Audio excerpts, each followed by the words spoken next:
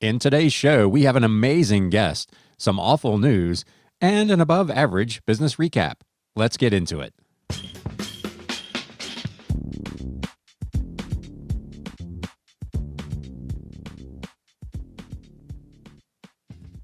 Hey, everybody, welcome to episode number 25 of the Galaxy CDs, Rocks, and Flips Reseller Talk podcast. My name is Ryan, and as always, I am coming to you from the Bat Cave. In today's episode, we've got continuing bad news for resellers from shippers that we'll get into. There are some silver linings out there, and we'll get into all of that. I've got a pretty decent and fairly interesting business recap, but first, I wanted to share with you an amazing interview I did with Dave, Midwest Picker on YouTube. We had a great chat, and I hope you enjoy it. I hope you get something out of it, and let's stop missing about and get right to it.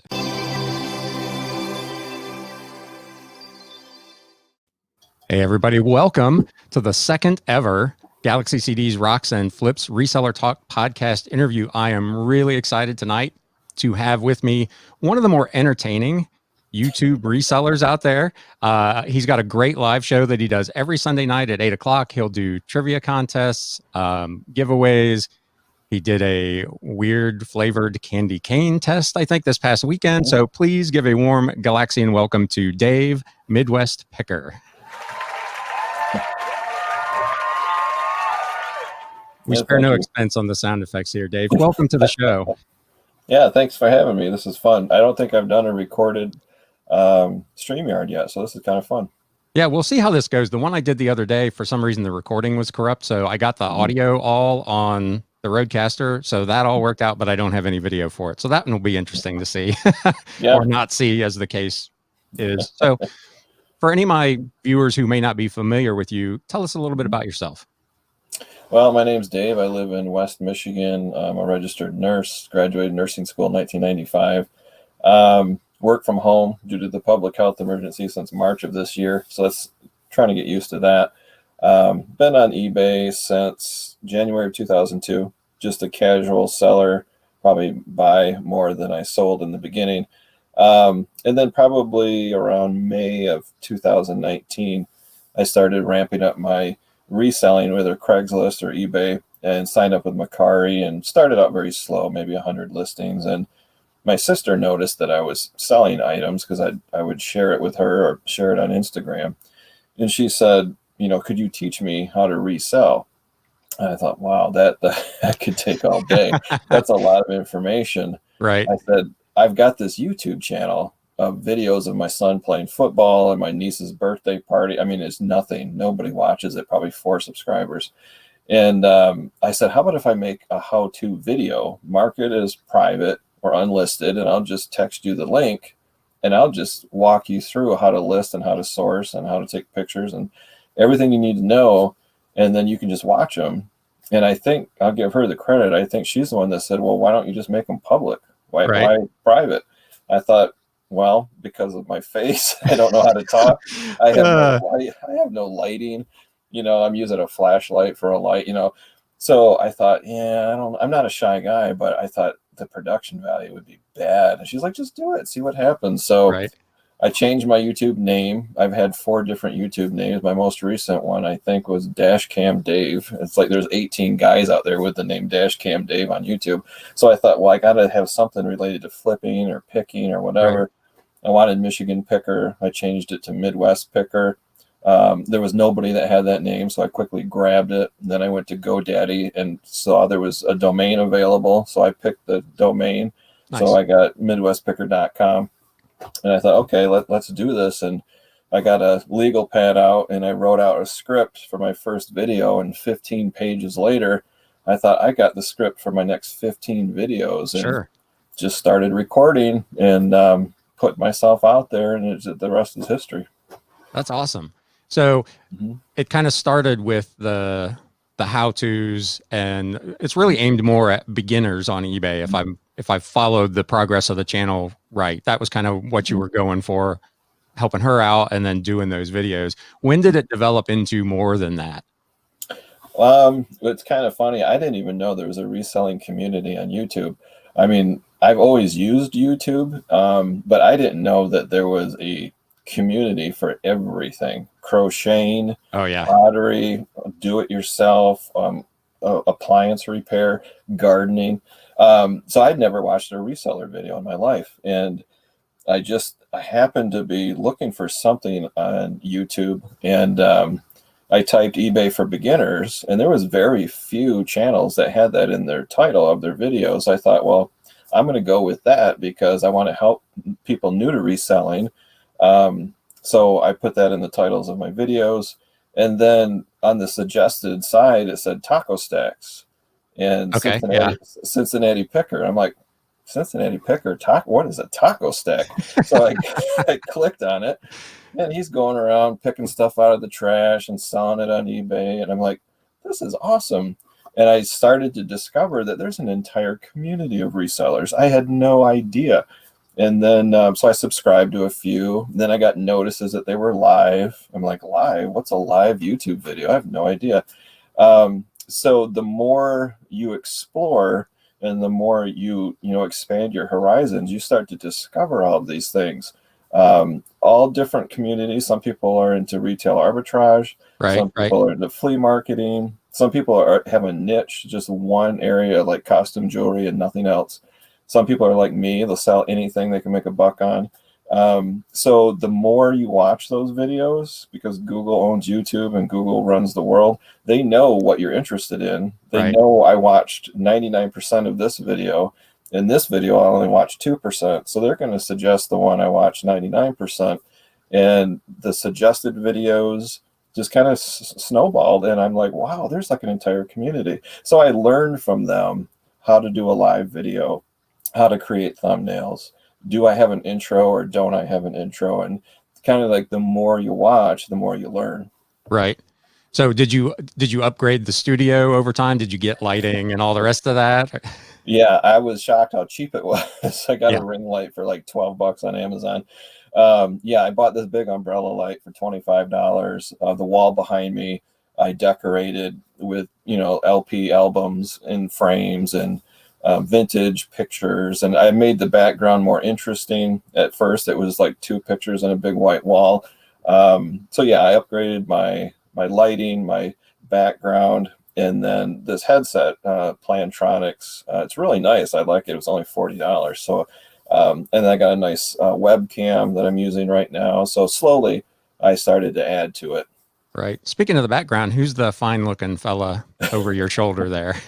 Yeah, that's a story. So my childhood TV shows that I loved was Land of the Lost, Gilligan's Island, Brady Bunch, all that stuff.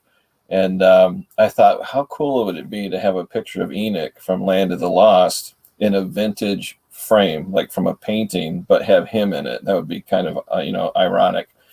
And I thought, yeah, that'd be kind of cool. And this is what's really weird is I was just thinking that and talking about it to my spouse. And then what comes up on my Facebook feed, but a local artist who makes custom paintings. That's just Nice. scary, scary stuff. So Facebook is always listening. yeah, they're always listening. I think you could even power your phone off and they'd still find a way.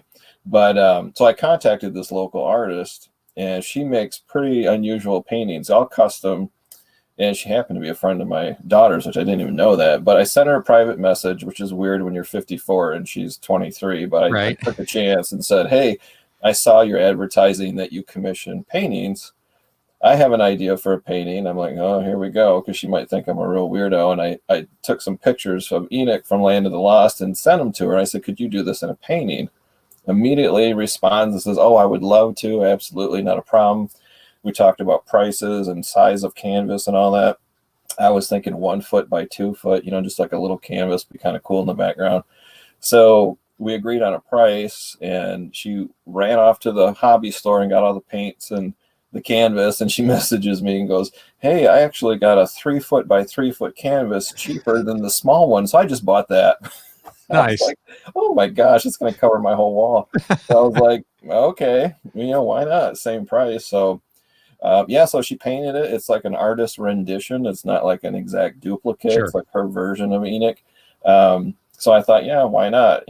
My wife wasn't real thrilled with it. So I'm like, well, it's going in the eBay office anyway. So I didn't want it to take up half my wall, but you know, it is what it is, and it gets a lot of attention. And in Absolutely. person, you can see on his tunic and in his eyes, there's gold glitter in the paint, so it looks Oh, nice. really, really nice in person. But he's kind of a sidekick now, so Right. he's permanent and not for sale. I have to tell people that every Yeah. week. He's not for sale. I was going to say, I saw in your last live, you had people popping up in the chat, how much for Enoch. So Yeah, I do send people photographs for free. You know, I'll send them a message on Instagram. I was like, if you want a digital photo, I'll send it to you. And one of my YouTube subscribers actually took it to Walmart and got a 20 by 20 print of the photo, and he's going to have that framed. So, yeah, awesome. definitely not for sale, but yeah, I'll send anybody a picture if they want one. Right. Speaking of sidekicks, you have Oh, another yeah. one that is usually with you there. Right there. So tell us about Joey. Yeah, people always want to know about that. It's not often you see a middle-aged man having a conversation with a mannequin, but yeah, so I really don't like selling clothes. I mean, I will, but it's such a hassle, and I don't know much about them. I did a whole video on why I don't sell clothes. Yeah, so retail arbitrage. I say I hate selling clothes, and then I turn around and I go to Kohl's and they have 90% off Levi's, Right. so you have to buy it. So that I'll do every once in a while, or if it's a vintage rock T-shirt from the 70s or 80s, that's gold, so I'll sell that. But I try to avoid clothes as much as possible, and I just hang them on a hanger and put it on a white door and take a picture. And I thought, you know what? Probably look more professional if I got a mannequin and put the shirt or the Sure. jacket on a mannequin. And I participate in these local auctions where you bid and win online, and then it's curbside pickup. And this one in Muskegon, probably an hour from me, they had these two mannequins. And I thought, well, they're probably too expensive. And the bid was only $5 for two of them. I thought, well, that's super cheap. I ended up winning Joey and his brother Leonard for $7. So I brought him home, set him right here next to me, and he's white styrofoam with a gold head. And some people made a comment like, "What is that?" And I said, "Well, it's my mannequin. I got no room in this office, so the only room is right next to me." Somebody made a comment that he looked weird, so then I put a T-shirt on him so he wouldn't look as weird. Then I put sunglasses, and it just kind of evolved where people started talking, saying, "What's his name?" I'm like, "So Joey from Friends is kind of weird." So I said, "His name's Joey." Gotcha. So they started talking to him, asking him questions. He was getting more attention than me. So it just turned into a big joke. And so, yeah, he's a sidekick, and he gets in trouble sometimes. I catch him sending emails to people, and he even got outside one time. That was embarrassing, but you know, he's a good guy. I took him thrifting one time. I was going to say, you've taken him out, haven't you? Yeah, I took him. He rode shotgun. We went thrifting one time, and he wanted to go in Goodwill and ride inside the cart. I said, no, absolutely not. I'll end up in jail. It's not going to happen. Did you get any weird looks in the parking lot, or? You know, people are so weird. They didn't even notice he was a mannequin. You know, he's got the hat, the sunglasses, a jacket, a T-shirt, and no, Just thought he was nobody in there noticed. crashed. Yeah. But when I do carry him from the house to the car, I put a garbage bag over him and hide him because I don't want to be walking down the driveway with this mannequin in my arms because neighbors are out raking leaves looking at me like, what in the heck? So I kind of disguise them until we get into the car. That's funny. And I did do, I don't know if you saw the Wendy's restaurant, the spicy chicky sandwich challenge. And I brought him with me to do that too. But other than that, he stays right here where he's safe. Yeah. How has the mannequin worked out for you? Has that been much better for listing clothes? I mean, obviously for $7 for two of them, it's hard to say it would have been a waste of money, but I have glorious plans, but I've yet to use him as a model. I mean, I listed a brand new bra with tags, and he did not like modeling that at all. I made him do it. I'm like, you're a mannequin. This is your job. But I ended up using like a plate holder in my light box instead. So to this day, I haven't even used him yet to model anything. That's funny. But he's been worthwhile as a sidekick for the YouTube channel. Oh yeah, he probably gets more attention than I do. So you do a lot of different things on YouTube. It's not just the how-tos. You do the live shows pretty much every week. Sometimes last week you just dropped in on Friday and did one. Do you have a preference what you do, and which ones do you see that you get like the most activity off of? It's hard to say because you try to pick a day of the week where there's not, a dozen auctions or people, certain people that I subscribe to, I know, okay, this person is Tuesday at 8 p.m. This person's Friday at 7 p.m. And you try to fit in that schedule. It's getting to the point where that's impossible. You just have to pick a day and just do it. Sunday seemed pretty empty. There's one auction that I know of at 8 p.m. on a Sunday. So I'm like, I have to pick some time. And I talked to my wife and she's like, yeah, Sunday at 8 p.m. works great. So real life always takes precedence. That has to be first. And then this is like secondary. And then it's definitely just a hobby for me. But, so I just picked randomly Sunday, 8 p.m. Eastern Standard Time. And I see other YouTubers, they'll just sit back and talk, like Harry Humstone. He'll just talk to the chat and drink apple juice. He doesn't have an agenda. He's just hanging out. Other people, they have auctions. They have like 4 or 5 people all at the same time, like a panel of guests. Right. So there's different ways to do it, but I just wanted to get out there and try it to see if I was good at it. Could navigate StreamYard, and at my age, it's hard to multitask 3 or 4 things. And wow, I am so appreciative of the people that have been doing it, because trying to read the chat and talk and navigate buttons all at the same time is very difficult. But the Fridays and just the one-offs, that's just depends on life. Like if my wife says, hey, I'm going to go to my mom's house for 3 hours and help her, redecorate or whatever, I'm like, oh, the wife's gone, the kids are in bed. Sure. I'm going to go live. Why not? I got nothing else to do. So that happens every once in a while.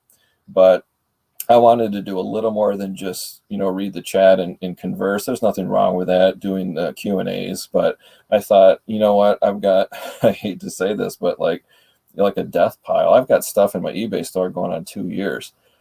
I just want it out of here. So I'm going to do trivia questions and just, ask my viewers questions based on my old YouTube videos, maybe 2 or 3 weeks back. And if you get it right, you get this prize. And I'll eat the shipping and I'll just shoot it off to you, shot glasses, cassette tapes, whatever.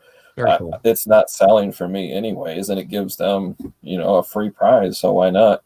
The taste testing, the food testing, that's a new thing. I don't know that I'll do that again because the last one was pretty horrid. But how did that all come about? Well, I just kept hearing about these weird things. Somebody would comment and say, hey, did you know that there's mac and cheese flavored candy canes? Or Jones Cola comes out with this Thanksgiving dinner pack, like turkey flavored cola. And right. I thought, yeah, how fun would that be to bring to a party? Well, under the public health emergency, there are no parties. So I can't give my brother-in-law a soda and say, hey, drink this, and watch the look on his face when he drinks, Yams soda. So I thought, well, I'll just do it live. That would be kind of fun. So it just kind of grew from there. I can't really find the weird stuff. I probably could buy it online, but I was hoping to go to my local grocery store and find these weird things. But now that I've done it, probably not a good idea. I don't think I'm doing that again. Was as bad as you anticipated?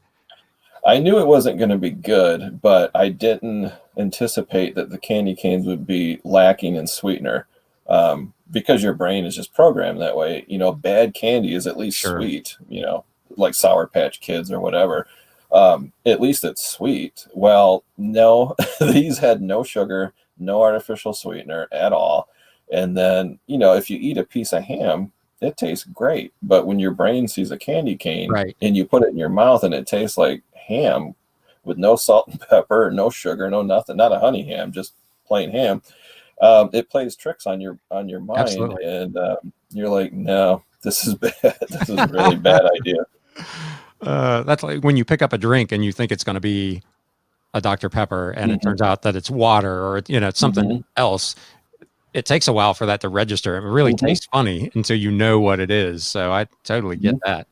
Yeah, it's funny how you're conditioned that way. Like I'll be drinking iced tea every day, all the time, and then I'll forget that I put orange juice in my water bottle here, and then 2 hours later I'll take a swig and I'll be like, "Whoa, what happened?" I'm like, "Oh, that's right, it's orange juice." So yeah, that's kind of funny. So before we get off the YouTube thing, do you have any advice or any tips for anybody that's just starting a channel or thinking about starting a channel about how they should go about it and what they should do? First and foremost, with anything, do your research. It's very tempting just to dive in, whether you want to start metal detecting, whether you want to start oil painting, whether you want to start a YouTube channel. You really have to do your research and just take a step back and be patient. It's hard to do, but research it. Look at other YouTubers that are, have 100,000 subscribers and see how they do it. Ask for advice from other YouTubers. They're always happy to help out. You can send private messages to them and say, hey, I'm thinking about this. What do you think? There's even YouTube channels that talk Mhm. about how to start a YouTube channel. So my advice is always to do your research. You don't want to waste precious time. Don't spend 6 hours creating a 3-minute intro and then realize, well, that was a bad idea because I don't need a 3-minute intro. I need a 10-second intro, or maybe I don't need one at all. So my advice is to research it. Research everything first before you start recording videos and before you start uploading them. Absolutely. Did you find the reseller YouTube community to be fairly open to helping you? Did you reach out with questions and were people forthcoming? I did a few participating in live videos in the chat. I would throw questions up there, and they were happy to answer those for me. I did reach out to a few on Instagram that I was following, and then I'd send them a private message. Usually the smaller people are able to respond. I would say Sure. 5,000 subs or less. Once they get really big, they get inundated with messages. But the smaller players, they respond quickly and they're happy to help out. I ask them, what's your advice on a camera? I know a lot of people use a GoPro. I use my cell phone. I'll ask them about lighting. I'll ask them about a microphone. Some have a green screen and some don't. Some have fancy intros and some have no intros. So everybody's got an opinion. But yeah, Sure. I've found that they were very welcoming and very eager to help out. So shifting that then into just the pure reselling community, when you've obviously been doing this for a while, but how do you find that community? Do they seem to help each other, or do they view each other as competitors? What's your take on that? It's amazing because even resellers who live on the same street as each other don't see each other as competitors. They actually help each other. That's just anecdotal, but sometimes they'll say, well, we went to this estate sale together and I found a box of magazines and I said, hey, Bob, come here. And he pointed to him and said, I know you like magazines. And it's like 4 eyes are better than 2, and they'll actually help each other out. It's extremely rare that people are so competitive that they're not helpful. That, I'm not going to tell you about this. I'm not going to tell Ryan about this auction because he only lives 10 miles from me and I want to get there first. Sure. I've never seen that happen. It's Yeah. actually the opposite, where, I have friends in Muskegon that are resellers and will be participating on an online auction, and we'll message each other and say, hey, you're not bidding on this antique rocker, are you? Because I don't want to outbid you or raise the price for you. And they'll say, no, thanks for asking, but no, I'm not bidding on that. And we'll kind of network with each other and say, these baseball cards at this online auction, I'm going to bid on those. And they'll say, okay, well then I'll step back and I won't. So it's very, very cooperative of what I've seen. Yeah, I had that experience. I was at an estate sale with another guy who I know is a big bookseller, and that's kind of one of my things. And I had seen him looking at a set of books, and he didn't put them in his tote or anything. He just kind of moved on down, and I came across them and said, "Hey, I really like these." And I just stopped and I said, "Hey, I know you were looking at these. Mm-hmm. Do you want them? Because if you don't, I'm going to take them." And he's like, "Nah, I'm going to pass." Mm-hmm. So I ended up with a collection of 25 books that I just sold the other day for $300. So, that kind of thing is really helpful when you've got somebody that you're not, butting heads with at the sale. I'm sure the estate sellers appreciate that as well. Oh yeah. So Yep. how do you manage your time? Now, you mentioned you're an RN, you're doing that full time, you're doing the reselling, you're doing multiple YouTube episodes throughout the course of a week. How do you schedule all that? Basically I save a lot of it for the weekends. So going back like a year, I would source every weekend. That has caught up with me so that now every weekend I'm listing, and I just have to list. I'm like a squirrel. I have all this stuff put aside because when the winter time, you're in Ohio, so if you get a blizzard, or ice storms, you're not going out sourcing, you're staying Right. home. So you got to have some stock to list as a backup plan. But basically, real life comes first, meals and sleep and family activities and nephews' birthdays. And that is first. And then if there's any time left, then I do this. So some people play golf. Some people are on a bowling league every Wednesday night. Everybody has their hobby or their interest. And this is basically my hobby. So if I have 10 minutes on Monday or 2 hours on a Wednesday, I just do what I can with the time I have. And then if I don't have time, then I just don't have time. Of course, shipping items takes top priority. You have Right. to ship. Absolutely. Yep. But if you don't have time to list, then you just don't have time to list. But some Saturdays, it's like, okay, I got to get the snow blower ready for the winter. I got to hang the bikes up on hooks. Got to take the dog to the groomer if we had a dog, all that. And then the following Saturday might be, I got nothing. I'm free all day. So I get up early. I list 20 things. I go sourcing. I come home. I do this. So basically real life first, and then you fit in I fit in what I can for the the hobby of reselling. Gotcha. Has it always been a hobby? You said you started on eBay clear back in 2002, so you've been at this for a while. Has it always been just a side kind of hustle for you? Yeah, it was super slow back then. I think eBay was in the news a lot back then. Somebody would find a little teacup at a flea market and sell it for $800 on eBay, and it'd be national news for 3 days. Right. So I got, "Ooh, what is this eBay thing?"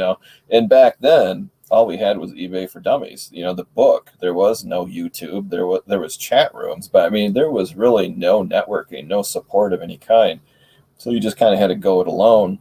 And so I started an eBay account. I'm like, I got to check out what this is. And it's dangerous because, the lunchbox you had in third grade and all that stuff that you would love to have again, it's right there. Oh yeah. You can buy anything. So I started out buying a little bit of the here, a little bit of there. And then I had friends that said, I'm going to throw this away. That's my, clicker right there is I hate waste and I hate throwing things away. And my friend would have a book on World War II. And I'm like, well, don't throw that away. I could sell that on eBay. So they're like, here. And they give me a whole box of stuff that they think is worthless. And then my dad, I think my first sale was a slot car.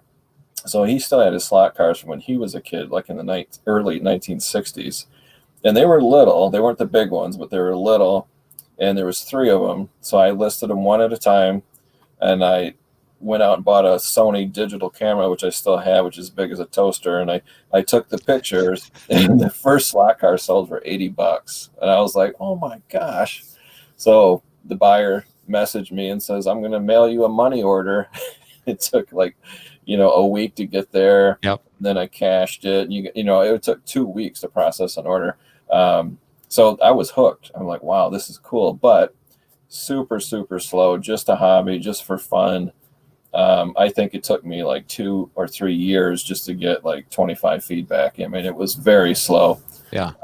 So it would be hit and miss. I could go 2 or 3 years without listing anything.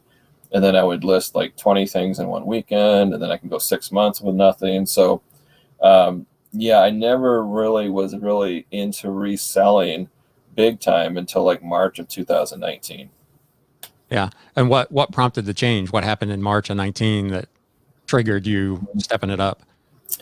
I think my wife and I were shopping, and we were just constantly finding clearance items. And I give her the credit. We were at a shoe store, and they had a clearance rack. It was like 70-80% off for like head wraps and gloves.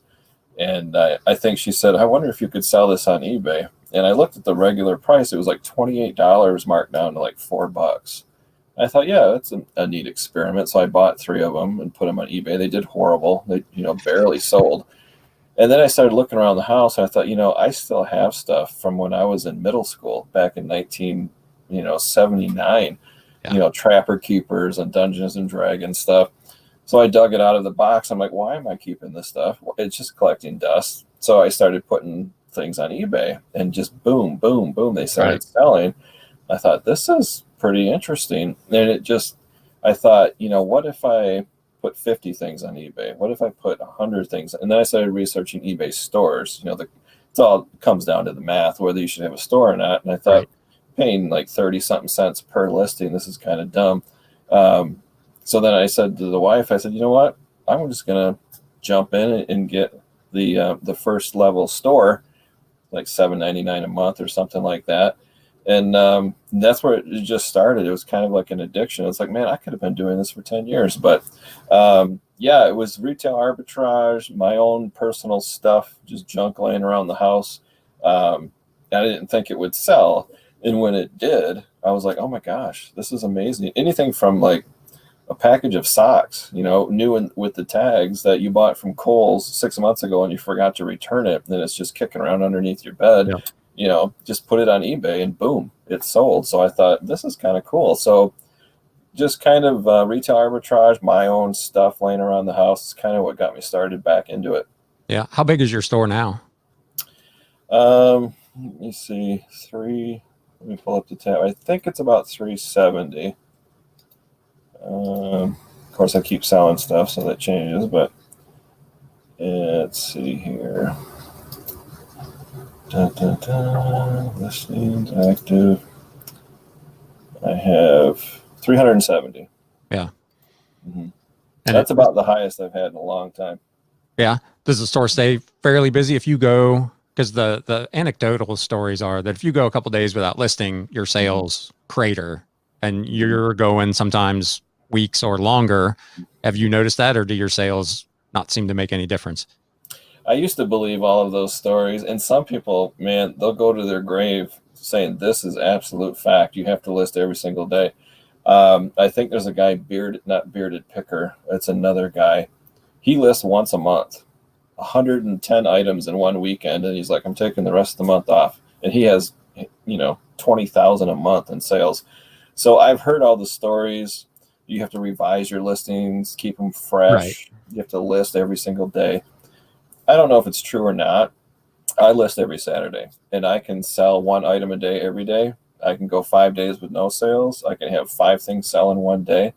I really, based on my experience, I don't think there's any truth to that. I think people either buy it or they don't. I do vintage collectibles, a lot of vintage collectibles, and either people want it or they don't. And then there's the whole subject of promoted listings. But I know there's a weird algorithm. eBay keeps it, a top corporate secret how that works. I'm sure if you ignore your store and don't do anything, it's not good. But I used to think you have to list every single day. And my experience is it's not true for me. Yeah. It probably, like you say, it's becomes a function of having the right stuff when the right customer comes along. And if you've got the thing that nobody else has got that somebody wants, eBay's of course going to surface that to the top anyway, whether you've been listing all the time or not. So that's really interesting. So you say you do a lot of like vintage collectibles. Is that kind of your specialty, or are you kind of a generalist? If you find something that you think's a good deal, you'll go ahead and throw it up there and see what happens? It's kind of a combination of an experiment to see what I am good at and vintage collectibles. I just like the thrill of the hunt when you go to a Salvation Army and you see Fenton glass that's priced for $1 and you're like, oh my gosh, I know what that is. Right. And you want to buy it. And then part of it too is, well, I'll do retail arbitrage. I'll buy, Sears Craftsman tools new in the package. If I can go to a garage sale and get something for $0.25 or 50 cents, you'd be crazy not to buy it. But I really like the ephemera. I like the collectibles. I like glass. I'm a coin collector. So anything old, I like it because there's a lot less competition. If you sell like a cell phone case, you're competing with like 80,000 listings. And Good luck to you if you think you're going to sell it. But if I'm selling this music sheet from 1913, that's, John Doe's, Follies, there's like 3 on eBay. And if I list it and promote it at 1%, everybody's going to see it. And then eventually it might be long tail, but it's going to sell. Sure. So that's kind of what I prefer is vintage collectibles. I don't know my percentage. It's probably like 50-50 vintage collectibles versus bread and butter items. Yeah. Mm-hmm. What's your take on promoted listings? You sound like you use them. Do you have an opinion on it? Everybody has one. So yeah, well, that's one thing everybody has in this country is an opinion. I think eBay, or we call it FeeBay, I think they already charge way too much. And I think it's sad that it's a race to the bottom where they all have us like, where all the resellers are like piranha saying, oh, I'm going to promote it 9%. If your margins are strong, if you buy something for a quarter and you have it listed for $100, not a problem promoting it at 2%, 3%. It grinds me and I hate to do it, but it is helpful. And if you're, and like I said, if you have competition, if you're selling these headphones and there's 10,000 of them on there, you better promote it or you're never going to sell it. But if I'm selling a shot glass and it's the only one on eBay, no, I'm not promoting that at all. So it depends on the competition, what it comes down to. But I just really hate using it. It's like this love-hate relationship. But I mean, I'm not going to name names, but I know people that promote 8, 9%. I'm like, are you kidding me? That destroys your margins. But they would rather have volume over high margins. You can sell 100 items and make $1 a piece, or you can sell one item and make $100. I would rather sell that one item for $100. But some people are volume sellers, and they're like, yeah, I don't care if the margins take a hit because I'm going to sell more of them. So I've not used promoted listings. I've thought about it a couple of times and I just haven't pulled the trigger on anything. Again, I'm not sure the categories I'm selling in necessarily make sense with that, old CDs and records, but are there any other platforms that you like, that you sell on regularly? I do like Macari's business model. It's fantastic for sellers. I love it. Problem is they have like 1/100th of the audience that eBay does. That's the sad part. Right. What is it about their business model that you like? 3-day return policy is awesome. Yeah. So the buyer has 3 days to figure out if it's the right item, if it's damaged, if it was a mistake. After 3 days, that's it. It's theirs. There's no returning it. There's nothing they can do. Poshmark gets hit with a lot of returns. People wear clothing for 3 weeks. They're like, oh, yeah, I'm going to return it now. So eBay is the same way. PayPal goes back to 6 months if you do a return on PayPal. But yeah, eBay, item not as described and all that kind of, things. It's just rife for fraud from the buyer's point of view. And that does happen. It doesn't happen to me very often because I sell vintage collectibles and it's not a big deal. But I like Macari's return policy. Their platform is super easy to use as far as listing. They don't have item specifics that are a mile long like eBay. Right. Shipping is easier to learn. eBay is very difficult for a new reseller to learn shipping. I mean, you really have to know what you're doing so you don't lose your shirt. Macari is a little bit easier for that. So those are just some of the things I like about Macari. I've dabbled into Etsy a little bit, and then I just canceled my account. It wasn't for me. Craigslist I've tried, and I just get lowball offers. Right. But the one I do want to look into is Facebook Marketplace because they do have shipping. And I just hear from other resellers, like, I'm doing fantastic on Facebook. It is just growing. So that's my next platform I'm going to research is Facebook. Yeah, I keep seeing the same thing. Sellers talking about just killing it on Facebook Marketplace. So that's interesting. I've not used Craigslist to sell. I've used it to source. I put out an ad. I'm looking for bulk purchases of books or music or whatever, but I've not tried to sell anything there. Mercari hasn't really worked all that well for me. And I don't know if it's when I had a huge stash of Blu-rays and those did really well, but like the music and the books, it's crickets. It's just not really doing much. So do you use their shipping or do you ship on your own when you sell on Mercari? I just go whatever is on Macari and use theirs. Use their label or whatever. I only have right now. I have like 9 listings on Macari, and they're covered in dust. But it is weird. I had a coin on eBay for 6 months and got nothing. I thought this is dumb. I took it off. I put it on Macari. It sold in 4 hours. Right. So not sure what that's all about. But I think Macari, has groups like video games, coins, tennis shoes. Certain categories do really well. So I think eBay has been around so long that coin collectors like me, they're very particular about the grade of the coin or who's selling it. It's so competitive, it's sometimes hard to sell. And then you throw it on Macari and you've got no competition. It was a 1798 large cent, and it was the only one on Macari. There was none other. Where eBay there was 480. Right. So you kind of get swallowed in the ocean there. I thought, oh my gosh, it sold in 4 hours, and that's awesome. So I guess you can get lucky on Macari every once in a while, Yeah. but I don't know that it would ever compete with eBay. Not right Right. now, anyway. Yeah. Are you on eBay's managed payments or no? I I assume applied not if you're for still able to do coins. it. Yeah, maybe that's why I'm not. Yeah, I took all my coins down because I thought maybe my sales are down because eBay is waiting for me to get rid of my coins. I don't know. I applied back in June, and then in July I was accepted, and they said, "Congratulations, you've been accepted. We'll let you know when it starts." And I've never heard back. So I think it was in October. I had like 9 coins on my eBay store. And I'm like, these aren't even worth anything. I'm just going to end all the listings. Maybe that'll kick in managed payments. I still haven't heard anything. So I hope they have all the wrinkles ironed out by the time I start.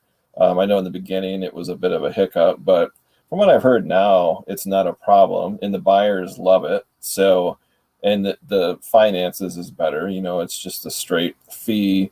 The money you get from eBay is basically your money that you don't have to pay a huge sum at the end of the month. So there's pros and cons, but no, I'm waiting for that email someday. I still haven't gotten invited to start yet. Yeah, it's been kind of a slow roll, and they're still having hiccups. I think it was last Tuesday was supposed to be a payout day, and a lot of folks didn't get their money. There was Yeah, I some heard kind of about that. glitch. Yeah, so they're still growing pains. I think they Mhm. underestimated how difficult it was going to be to Mhm. roll that out for hundreds of thousands of sellers. I think they were Yeah. kind of caught by surprise at how difficult it Mhm. was. Yeah, it's weird because just every website on the planet processes payments, but I think they use Aiden as their processor. But eBay is a different animal. You're talking about an account with fees, and what if you have bold print and there's a charge for that? So there's a lot of management involved with them processing all the payments. So yeah, I think they bit off more they could chew. Um, and it sounds like a bold idea. But I think that was the old CEO, and he's bye bye. so Right. so yeah, I'm sure they'll work it out. But They from don't what, really have much choice. I mean, yeah, the relationship with PayPal is essentially severed, so they've got mhm, to figure it out. It seems like it's taking a lot longer, and they kind of made it sound like if you didn't get signed up, you were going to be mhm, out. And now I'm hearing it may be as late as 2022 before mm, they've got everybody converted over, which is, I don't know mm, how they're grandfathering all that with PayPal, because my mm. impression was that end of this year that was done, and clearly that's not going to be the case. So Yeah, I used to get those emails saying that you must do, and now the emails say most people should be on. So they've relaxed the language a lot. yeah, that is for Mhm. certain. So, is there anything else that, while I've got you here, that you'd like to share with the people that might be listening to you for the first time?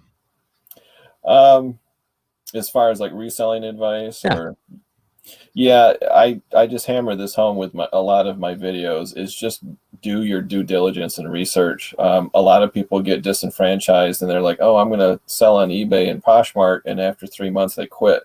There's a ton of people that get into reselling and then they quit, and it's not easy. Maybe some people make it look easy, but it's work, and you have to be a responsible person. If somebody wins something or buys something, you have to send it to them. If you have 2-day handling, you have to ship it in 2 days. So there's a lot of responsibility that goes into reselling. So my advice is to start extremely slow and do tons and tons of research, because you might not like it. And people ask me too, where do I see myself in 5 years or 10 years? And basically, I constantly ask myself the same question every single day. Am I good at reselling, and do I like it? And if I answer no to either question, then I just need to be done. right, Because if you're not good at it, you're going to lose money. And if you don't like it, you're going to hate doing it, and you're going to fail either way. So if you're good at it and you enjoy it, then keep going. But you have to be honest with yourself, and it's hard to do. Are you really that good at it? Are you not making any money? You know, right. or are you good at it but you don't enjoy it? It's just ruining your life. It's taking all your free time away. So if you can say yes to those two things, keep going, start slow, and just do tons of research. Yeah, the time trap can be a hard one. I've kind of backed off a little bit this week because I could see myself getting a little burned out doing. I was averaging 150 to 200 listings a week, and I'm like, man, I'm Wow. pretty crispy. I'm gonna I'm gonna woe this down a little bit. Do you think the YouTube channels have contributed to people thinking this is too easy to do and ultimately made it Uh, more difficult for people? Not all channels, obviously, mhm, but some of them, they only show kind of the highlights. It's like the mhm, Instagram posts. It's, this is the best of the best, mhm, and you don't see all the work that's going on in the background. Do you mhm. think we as a community of creators would be better served or better serve our community by showing more of that type of stuff? Yeah, me and Dominic, Primetime Treasure Hunter, we call it the good, the bad, and the ugly of reselling, which is our favorite movie too. Yeah, I think there needs to be more transparency, and I by no means am I perfect, but when I do a what sold on eBay video, I tell people where I bought it, what I paid for it, and what it sold for, and how it shipped. I'm not going to get into all the math, but you can do the math yourself. If I paid $5 for it and it sold for 10, I lost money. It was a Right. bust. If I paid a quarter and it sold for $50, I probably made about $38 after all the fees, shipping supplies, and all that kind of stuff. So I do see a lot of resellers on YouTube that say, I sold this for 10, I sold this for 20, I sold this for 100, and that's all they say. So Right. if you're new to reselling, you might think, oh, that guy just made $700 in one day. Well, no, he didn't. He's not telling Yeah. you all the expenses.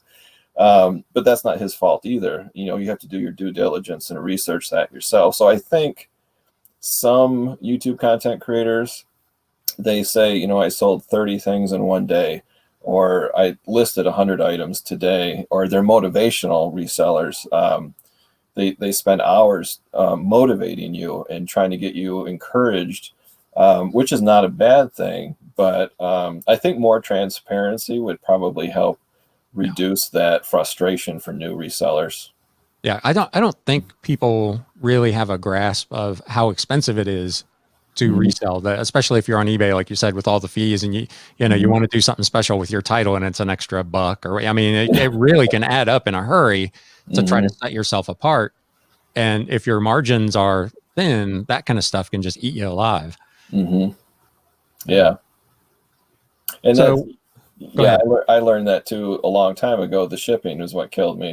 Yeah. I like you. I watched your video where you sold those books, and I think one of them or both of them were free shipping. Well, you got to be really good at it to list something that big and heavy with free shipping. Because what if it sold for $20? You're screwed. But if it's $300, you're going to eat that shipping. Is no big deal. A Right. new reseller, like when I was back in 2002, I sold like 5 big books, really heavy.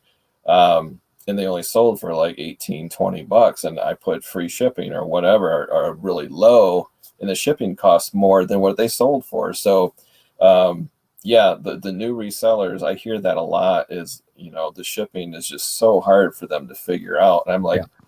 I don't want to be that mean guy, but I tell them, why did you list it if you didn't know how it was going to ship? You never ever do that. Right. So if you're going to list something, you better have the box or the padded envelope it's going to go in off to the side, because that thing could sell in 5 minutes. You can't just 10 o'clock at night run off to Walmart and hope they have what you need. So never ever list anything if you don't have the shipping supplies Right. and you don't know how it's going to ship. You can't just guess. You have to know. Yeah. And they're like, oh yeah, I thought I knew. And they're weighing it with their hands. I'm like, Yep. no, Yep. no, no, you can't do that. Well, and even So that, I had this conversation with somebody the other day about the dimensional weight with the post office. A mhm, 15-pound item that is fairly small versus one that's fairly big, there's a huge difference in the shipping mhm, cost just based on the size. And I don't think most people, new resellers, mhm, have any understanding of that. And they, mhm, they put that item on their scale, not in a box or whatever, and mhm. it's going to be $9. And then all of a sudden it's 30 and all the money's gone. Right. So Yeah, like a giant plush that's worth $8. It's like, well, how are you going to ship that thing? That thing is 3 feet by 2 feet. I yep. mean, but you got to think about those things. It's probably going to have to go FedEx, and it's going to cost $18 to ship and you sold it for $8. So yeah, that comes with experience. But Yeah. I hate being that nag, but you have to research that. If you've got like a giant beach ball, which you would let the air out, but if you have something that Sure. big and it's worth $5, don't just list it on eBay. Stop, hold on, how is that going to ship? You got this styrofoam ball that's 3 feet in diameter. Okay, it's got to go in this giant box, even though it only weighs a pound or two. But do you know how much it's going to cost? Do you know how you're going to ship it? It's Right. not going to go USPS. It's going to have to go FedEx or UPS. So some people are just like all excited and they list it and they're like, oh my gosh, I didn't even think of that. And I Right. want to say, Like you say, not until it's sold. Then all of a sudden, oh gosh, what do I do now? right. You want to totally avoid what do I do now? Mm-hmm. Well, with that, I think we're going to wrap it up. Let everybody know where they can find you on the various social media or your YouTube channel and all that. So, and I'll link to all of this in the show notes in the description below, but just let everybody know kind of where they can find you. Sure. Easy way is midwestpicker.com. That will link to just about everything. But on Instagram, I think I'm Midwest_picker. I think if you just search Midwest Picker, it'll come right up. But yeah, those are the main ones. My eBay store, I don't even remember the name. Your Daily Deals. I don't even remember. I don't really promote my eBay store that much at all. But yeah, YouTube obviously is Midwest Picker. Instagram, I think it's Midwest_picker. I'm not sure, but midwestpicker.com will link you to everything I have. Gotcha. Well, I really appreciate you taking some time out to talk to us, and I wish you well for the rest of the holiday season. I hope business is good, and I will probably catch you on one of your lives coming up fairly soon. All right. I'm glad to be here, and I had a good time. Appreciate it. Thanks much. Yep. Thank you.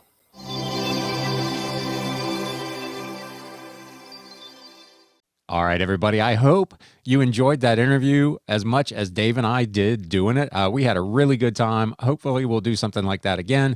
Please be sure you check out his YouTube channel. As I said, he does a live show every Sunday night at 8 o'clock Eastern. That's really entertaining. So be sure to check it out. With that, we are going to take a really quick sponsor break for those of you listening on the podcast, and then we will be back with the news and more.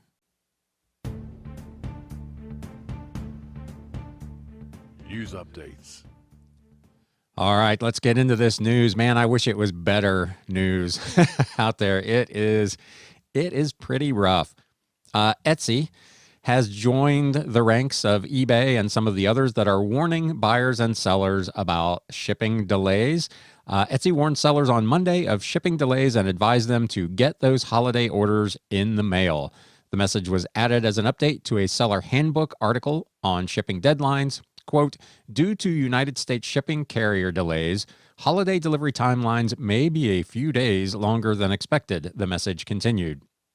It also said Etsy was letting shoppers in the U.S. know that some orders may be delayed.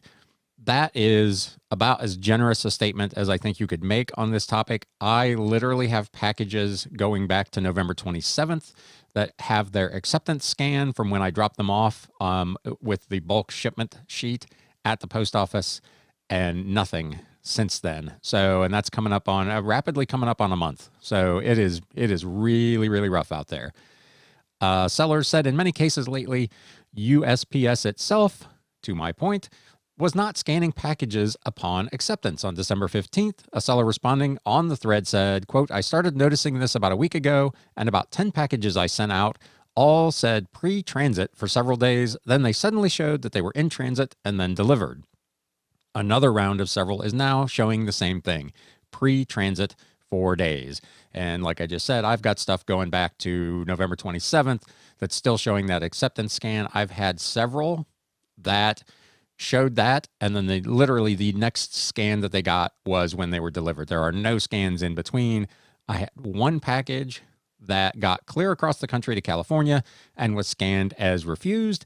When I reached out to the customer, he messaged me back right away. Oh gosh, no, I went and picked those up. I love them. Thank you so much. So it is very, very messy out there. So kudos to Etsy, maybe a little late getting that warning out, but at least they're finally on it. There's an article in the Washington Post continuing on with this theme. USPS gridlocked as historic crush of holiday packages sparks delays. Private carriers, FedEx and UPS, have cut off new delivery orders for some retailers that have already exceeded their quota. And this has rerouted a lot of mail into USPS that they were not anticipating. Postal employees are reporting mail and package backlogs across the country and working vast amounts of overtime hours that have depleted morale during another surge of coronavirus infections nationwide. One postal carrier in Philadelphia said, "I don't think anyone, including the post office itself, knows just how bad the delays are." The Postal Service told Congress in a recent report that only 78.9% of first-class mail was delivered on time during the week of November 28th, which is well below its internal goal of 96%. People have been commenting, I ship a lot of meaty mail, so I'm not surprised a lot of times when my stuff gets delayed a little bit. But first class and priority shipments are also being caught up in these delays, which is really problematic. People pay up for those levels of service, particularly priority, and there are things that are supposed to be 2 and 3 days that are turning into 2 and 3 weeks. So I'm not trying to beat a dead horse. Everybody knows this is a problem, but it is in the news. We're all getting the same thing. We're getting requests for refunds and cancellations and buyers sending messages, and all you can do is refer them to articles like this in the Washington Post or directly to the USPS website, where they have a bright red banner across the top saying they are having delays. Continuing on in this article, quote, "Everybody is doing their best to try to accommodate this. There's a reality, though, that the increase that has been seen in the package industry was really planned for over the next 3 or 5 years instead of 3 or 5 months. It's a real conundrum to have that much growth in that period." So there you go. Pretty bad. We're all experiencing it. To their credit, eBay again this week has stepped up even further than I reported last week. As of December 16th, they are now saying transactions occurring from November 15th through December 31st, they are adding the following seller protections. We will automatically remove any defects for item not received, cases closed without seller resolution, as well as associated negative or neutral feedback if these conditions are met. Tracking was uploaded and has a physical scan from the carrier before the case was opened. A delivery scan shows the item was delivered after the case was closed. In addition, these cases will not impact your service metrics rating. We will also remove negative or neutral feedback related to late delivery automatically if an item arrives late, but tracking shows that you shipped on time. For items in transit, we are keeping cases open for 10 more days from the time the buyer asked eBay to step in to allow additional time for the item to be delivered. We've also added the following message that buyers see when they view their tracking information on eBay to let them know that there may be delays and to allow extra time. If you've gone into eBay to look at tracking, you've already seen this. High shipping volumes are causing some delays. Please allow extra time. So again, to eBay's credit, they each week now have stepped up and added a little bit more to the seller protections. I personally had one case where before the item was even due, a buyer submitted a payment dispute with their credit card company, which eBay, of course, sent to me. I sent them back the tracking and said, this thing's not even due yet to be at the customer's place. eBay ruled in my favor and threw the dispute out. To this point, the item is still not delivered, so I may still be dealing with this in a bit, but at least for the moment, I'm clear on that one. Moving on to the ongoing PS5 Xbox Series X drama, The Independent in the UK reports UK politicians want to solve the major problems with the market for PS5 and Xbox Series X, which has been blighted by resellers and bots. Since both consoles were released last month, they have been nearly impossible to buy through retailers. That is in large part because of the resellers and the bots buying them up in bulk. Now, an early day motion proposed by a host of SNP MPs suggests that the law should be changed so that, quote, new releases of gaming consoles and computer components should be available to customers at no more than the usual recommended retail price, and that they should, quote, not be bought in bulk by the use of automated bots, which often circumvent maximum purchase quantities imposed by the retailer. So I mentioned this probably a month ago, that there was some push out there to potentially litigate this process out of existence. The UK appears to be one of the first to seriously consider that. It's on the table in their government right now to outlaw this practice. Unfortunately, that horse is already out of the barn. Most of the damage is already done this time, but nonetheless, it is something that's being looked at in the UK. So be aware of that. Walmart just published a big notice on their site that they are actively trying to prevent bots from accessing their system, and that they are also retroactively canceling orders that appear to have been made by bots. So this practice for these big reselling groups that utilize the technology and the bots may be coming to an end here in the very near future. This console generation, it's probably only got another 5 or 6 months of, this big a hype in it anyway, but these things will certainly affect this in the future.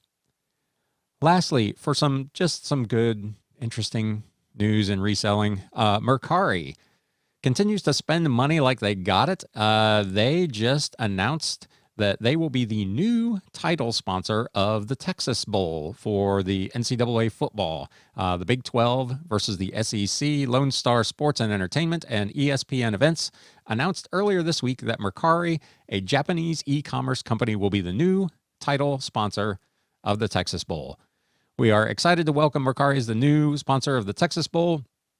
Texas Bowl Executive Director David Fletcher said in a statement, "The Mercari Texas Bowl has become one of the biggest college football events in the country through a strong partnership with the Big 12, SEC, and many great supporters in the Houston community. We are thrilled to add a partner in Mercari, one of the most exciting new brands and e-commerce platforms in the U.S., to further elevate the event and the experience." Mercari, which has offices in San Francisco, is, of course, a selling app that has been downloaded more than 100 million times worldwide and features 350,000 new listings each day, and continues to lose massive amounts of money in the United States. That's not in the article. That's me. So kudos to them, I guess, for trying to kind of expand their advertising and promotion horizon by sponsoring this game.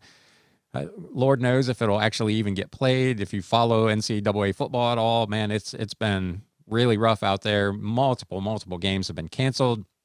There are teams now threatening to boycott bowl games if family and friends are not allowed to attend the games. So this thing continues to be very, very messy. But Mercari suspending it like they got it.